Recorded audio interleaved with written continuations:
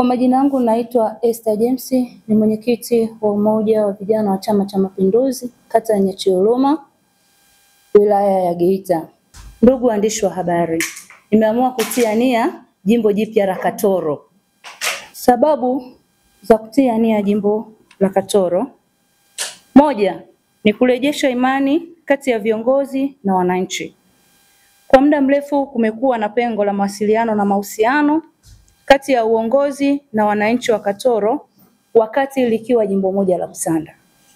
Hivyo basi, nimeamua kugombea ili kurejesha mawasiliano hayo na kuwakilisha sauti halisi ya wananchi katika ngazi ya juu ya maamuzi.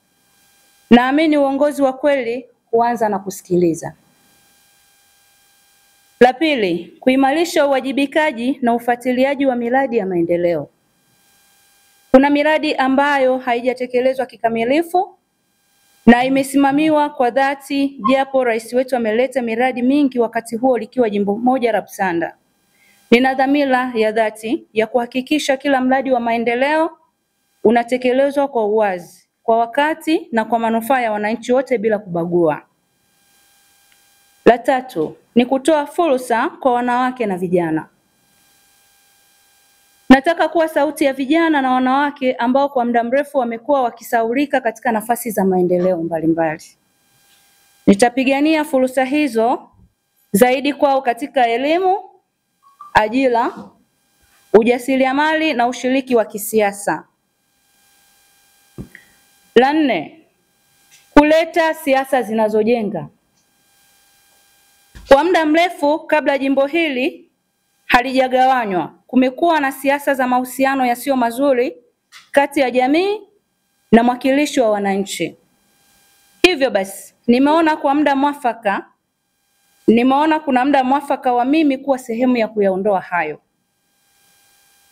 Ninatangaza nia kwa msingi wa heshima, hoja na kufuata misingi ya Chama cha Mapinduzi. Nahitaji kuwa sehemu ya kizazi kipya cha viongozi wanaojenga badala ya kubomoa. Mimi nashauri kwa vijana na wanawake ambao wamejipima wakajiona wanao uwezo wa kuomba hizi nafasi mbalimbali katika upande wa serikali, waombe. Kwa sisi wanawake na vijana ambao ni jinsia ya kike, wasisubiri tu viti maalum, bali wajipime katika nafasi mbalimbali.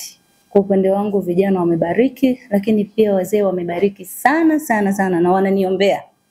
Safari yangu hii niliyoianzisha isiishie hapa.